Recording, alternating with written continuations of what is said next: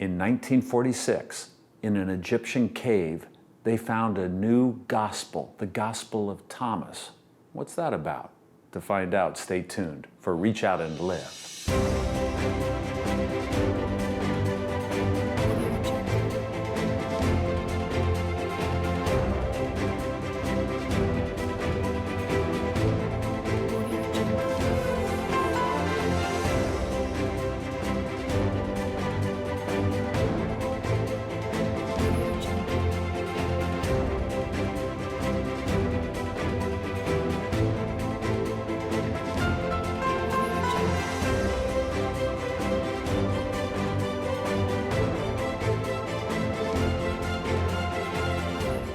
Welcome to Reach Out and Live, a program of music, scripture, and sermon, brought to you each week by the many viewers and members of First-Plymouth Church, Lincoln, Nebraska.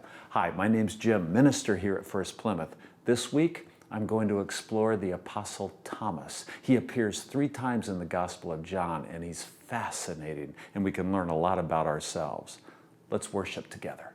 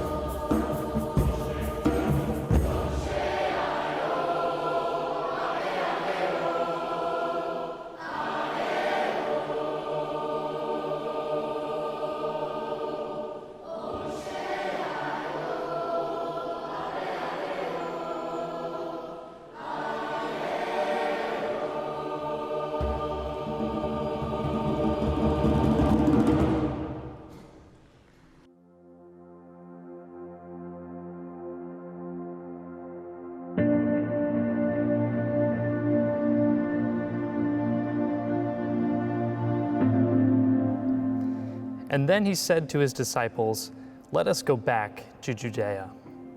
"But Rabbi," they said, "a short while ago the Jews there tried to stone you, and yet you are going back?" Jesus answered, "Are there not 12 hours of daylight? Anyone who walks in the daytime will not stumble, for they see by this world's light. It is when a person walks at night that they stumble, for they have no light."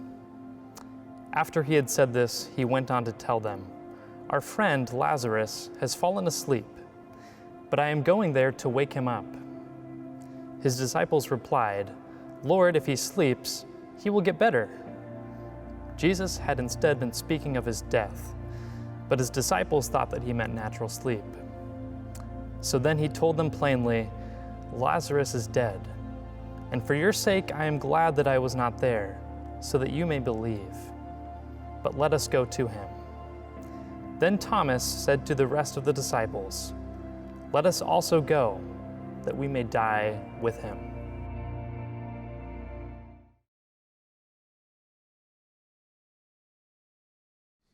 That was Dylan Kitchen. He's one of our youth ministers. Good reading, Dylan. The pandemic has forced us to reclaim what is most important in life. And I think spiritual community is really important. And so I'm thankful for our digital worship. That being said, I sorely miss our physical worship. We all know that a physical gathering has a sizzle, a collective effervescence, and I miss that so much. Digital worship is great at delivering content. I'm a talking head right now, and I can look right at you, and I can deliver information. But worship is a lot more than information. I miss our gatherings. Do you know, I've noticed one thing about digital worship. It lacks some humor. It lacks that spontaneous playfulness that can happen in a physical gathering. You go to church, you know that at any moment we sort of share spontaneous moments and smiles and humor, and it's hard to do that digitally. It's hard to get any bloopers. You can't plan for a blooper, but you know when we're together. It's those playful things that just happen that make our gatherings so tender and wonderful. I wish I could contrive some bloopers. Do you know, some years ago, I was set to hold a worship with a priest from Croatia. And he was arriving from the airport just before the worship, and it looked like he was going to be late. And right at the last moment, the priest came running in, pulling his luggage with his robe over his arm. We had no time, and I just said, "Welcome to America, let's get in there." And so we had to lead a worship with like no planning, no coordination. But it was working out really well. He preached a little bit, I preached, and then we read scriptures and sang songs. Christian worship is deeply similar all around the world. I could barely understand him at sometimes with his thick accent, but we were having a good worship together. Then it came time to offer Holy Communion. And we both went behind the table, and I thought since it was my congregation, I would lead communion. I began, but then right away, he started chanting and kind of moving his arms around and shifting all the plates and dishes and pouring things. It looked like he was making an omelet. I got lost right away, and I'm just standing there, and the congregation could tell I was totally lost, and I saw little smiles, but it's okay to be a little lost together. And I just thought I'd stand there and see what would happen. And he just was doing so much. And then at one point, he took out a box of these big honkin' wheat wafers. I mean, these were big, like silver dollar, gnarly wafers. They looked like Triscuits, really thick. I thought, did he bring those on the plane? Where did those come from? And he put them on the plates. He gave me one plate, motioned for me to go serve one side of the congregation. He went to the other. It was going okay, although people coming through the line, I could tell they were sort of sharing my confusion with me, but it was wonderful. And then I got back to the table. I still had about 20 of those huge wafers. He had just one, and he ate it. And then he looked over at me and he said, "Konsumzahast." His accent was, I can't do a Croatian accent, but it was thick. He said, "Konsumzahast." I didn't know what he was saying, so I said, "What?" He said it again, consumes a host. And then I got it. He was saying, consume the host. You see, in some traditions, he came from the old Catholic Church in Croatia, which is independent from Rome, actually. It's its own denomination. And in that tradition, once the elements are blessed, you have to consume all of those. And he was telling me to consume all those wafers on my plate. So I looked at him and said, you eat it. But he said again, consumes a host. I didn't know what to do. So in front of the whole congregation, I just sat there, or stood there actually, and started to eat every one of these big Triscuit-like wafers. And then I'm taking a glass of the grape juice, trying to wash it down. It looked like a bad happy hour at Applebee's, right? But I could see everyone in the congregation just kind of enjoying the humor to it. You see, somehow in that communion, there was both pathos and parody, humor and holiness. Only a physical gathering can do this. You know this. It didn't debase the Eucharist. It was our beloved ritual, but to share smiles and just a sense of a little bit of lightness of being, it was wonderful. I miss those kind of moments. But digital worship is good in delivering content, and I actually have some content I really want to deliver right now. So listen, I want to talk about Thomas. Now, when I say his name, Thomas, I know you first know him as a disciple. He's one of the 12 apostles. Matthew, Mark, and Luke, the synoptic gospels, all mention Thomas as one of the 12 disciples. But they have no scene with him at all. Thomas doesn't speak in those three Gospels. He doesn't appear in any moment. He's just listed. It's in the Gospel of John that there are three wonderful moments with Thomas in chapter 11, 14, and 20. And I think they're wonderful. I want to explore Thomas. Do you know, Thomas was very important in early Christianity, so important he had his own gospel. Did you know that?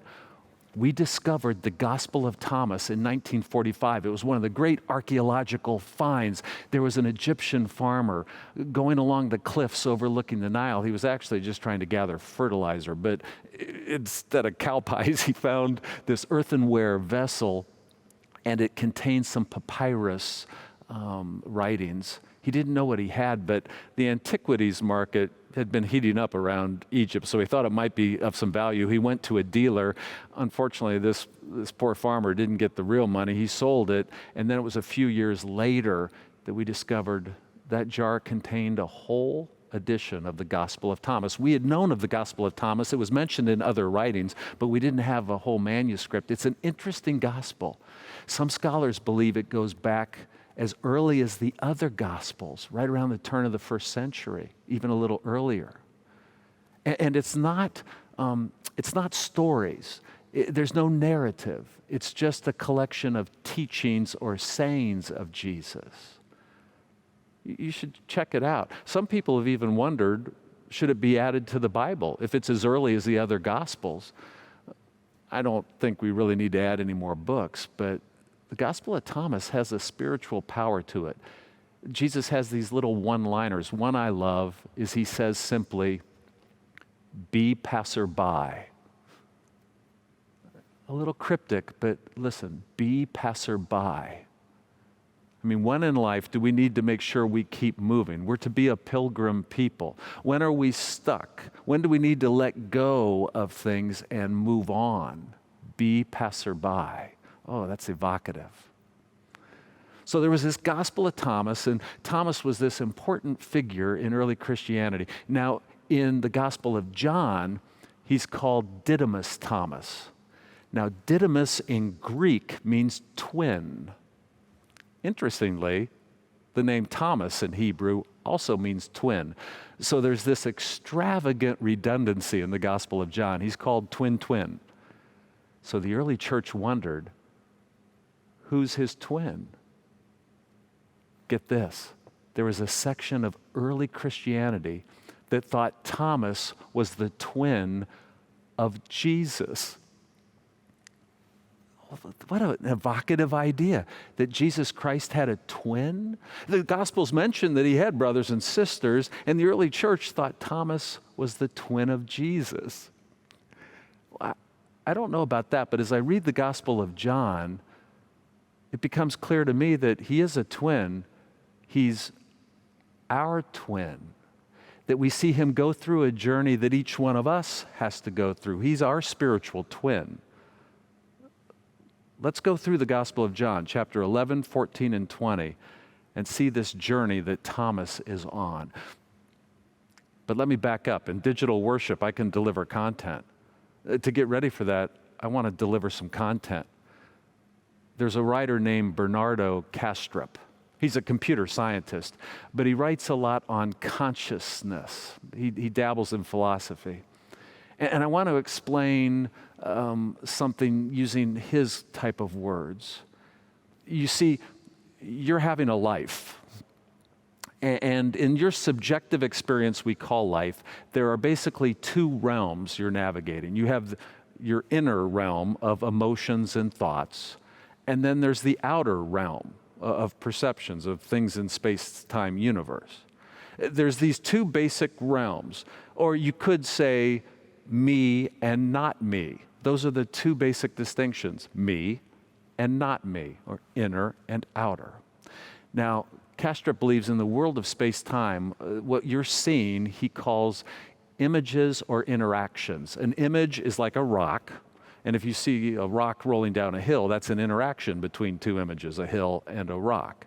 And then you are perceiving those, but get this, your perception is actually internal as well, right? You're the one giving some interpretation to that. And here's what Kastrup emphasizes, that you must have some code, some method of interpreting those images and interactions. And it's those images and interactions that can elicit feelings in us, affectations and intellectual ideas, but you must have some code by which you interpret. Now, what's happening out there is called consensual reality. So when you go to a theater, we all share that consensual reality of a movie, but we have our own emotions and thoughts and interpretations.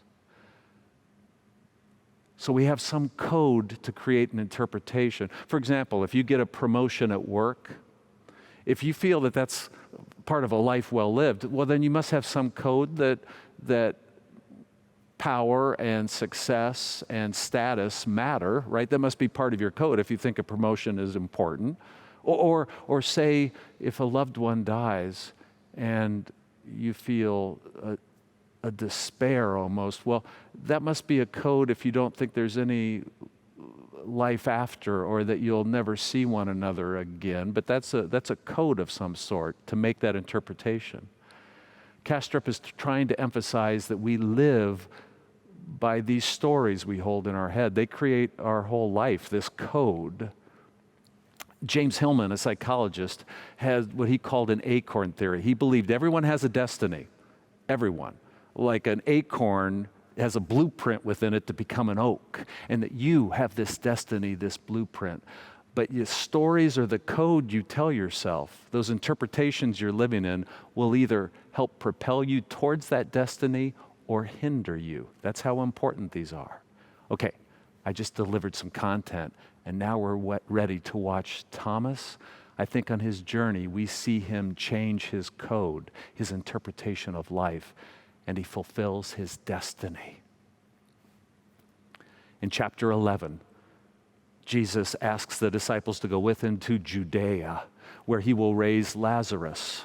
They're afraid because they know Jesus had been, people had tried to stone Jesus in Judea, and they were afraid, and they're not understanding his spiritual teachings and him wanting to go there. But at the end of that passage, Thomas says, "Come, let us go with him and die." Now, Thomas isn't understanding. He's confused like the disciples. Jesus isn't going there to die at that moment, nor are they. But that one line spiritually almost sums up the gospel. Come, let us go with him and die. We're called to follow Jesus, and to be born again, to be a new creation, to let go of the past, to die to the old and be born to the new, Thomas unknowingly speaks the whole gospel. Come, let us go with him and die. But Thomas isn't really understanding everything yet, but this shows he's all in. He is engaged with life. He's begun the journey towards his destiny. He's all in. That's chapter 11. Then in chapter 14, Thomas says to Jesus, I don't know the way. He's confused. He doesn't have the code yet. He doesn't have an interpretation of life. He's confused, and he says it so plaintively to Jesus, I don't know the way. And then Jesus turns to him, looks him right in the eye, and says, I am the way, the truth, and the life. No one comes to the Father but through me. You might not remember that line is spoken to Thomas. You might not remember that. And we use that line so much to lift up the superiority of Christianity, as if Jesus was talking about religion. He wasn't talking about religion at all. He's not talking about superiority between religions. He has before him someone who is lost, and he's trying to stay focused. This way of mine, of gentleness and sacrifice and love and humility, this is the code. This is the way. It's a beautiful pastoral moment to Thomas. And so Thomas is given the code, the way to interpret life in a way that would fulfill his destiny. That's chapter 14. But life is hard. We lose our hold on the truth. And by chapter 20, life is confusing. We lose our vision, our clarity. By chapter 20, it's Thomas. This is the scene you might remember, the doubting Thomas scene. It's Thomas that says, well, I'm not going to believe, in the resurrection unless I can see him and touch him. And then you remember Jesus appears and offers to Thomas to have him touch his wounds.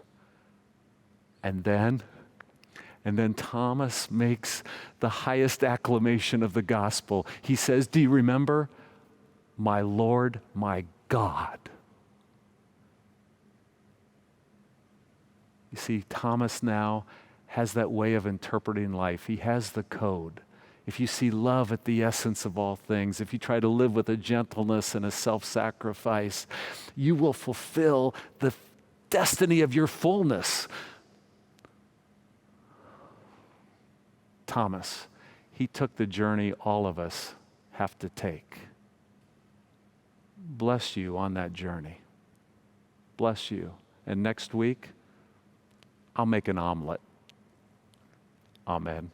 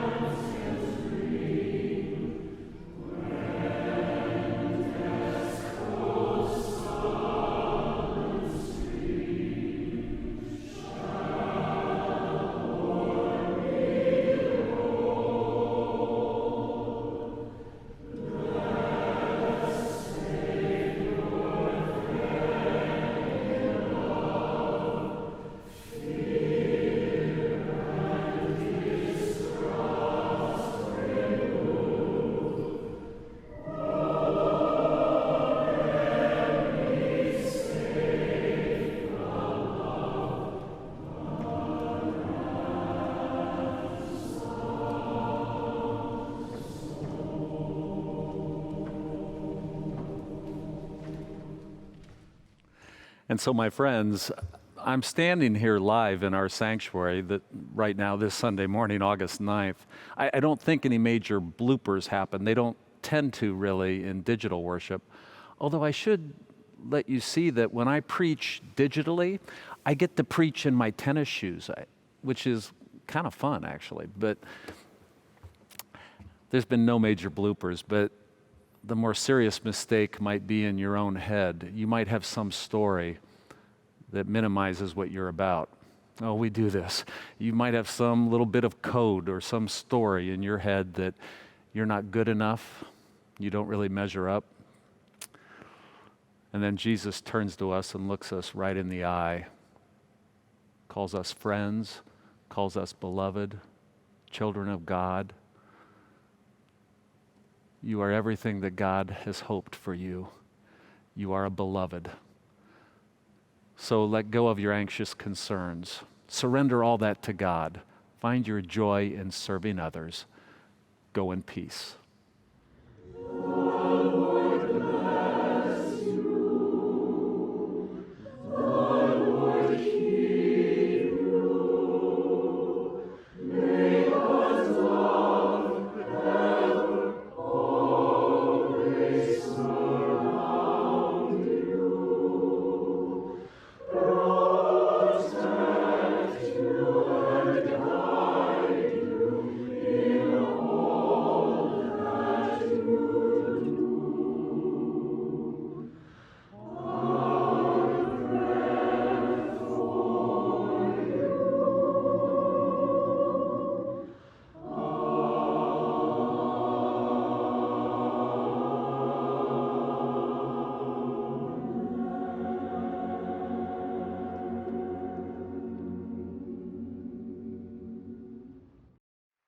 I think it's so awesome that we could worship together, and I hope it has brought you some peace.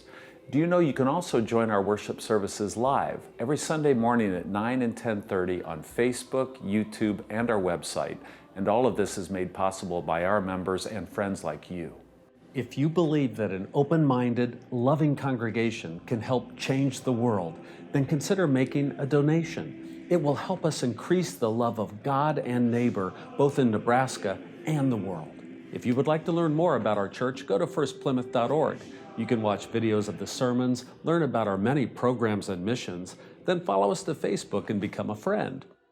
We now worship online at 9 a.m. and 10:30 on YouTube, Facebook, Vimeo, and our website. We also add live events, so join us online. And so, what story are you living by? Your whole life will be based on your interpretations, your perceptions, the story you tell yourself. If you live by the story of Christ, a story about peace and gentleness and love, well then altogether, we could reach out and truly live. Tune in again next week for another edition of Reach Out and Live.